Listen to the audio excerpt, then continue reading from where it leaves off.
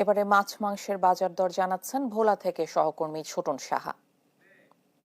বলা যায় যে ভোলার যে নিত্যপণ্যের দরদাম, সবজি এবং নিত্যপণ্য সহ অন্যান্য পণ্যের দাম কিছুটা নিয়ন্ত্রণে থাকলেও মাছ এবং মাংসের বাজারের অস্থিরতা এখনো চলছে। কারণ আমরা দেখেছি আজকেও মাছ বাজার ঘুরে মাছের দাম, প্রতিটি মাছের দামে কিন্তু অনেকটা চড়া। বিশেষ করে ইলিশের দাম কিন্তু আকাশচুম্বী যে অবস্থা। মাছের দাম ক্রেতারা বাজারে এসে অনেকটা হতাশ প্রকাশ করছেন, ক্ষোভ প্রকাশ করছেন। যদিও মাংসের দাম কিছুটা স্থিতিশীল।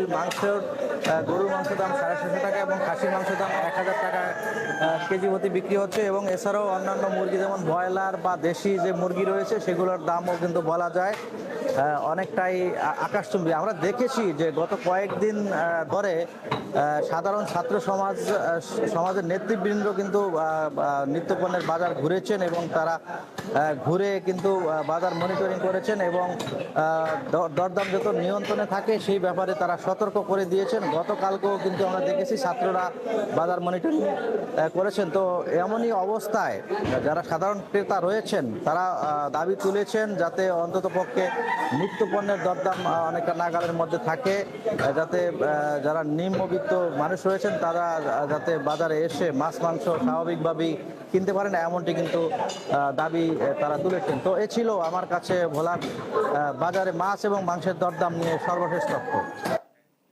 দেখছেন সংবাদ সকাল।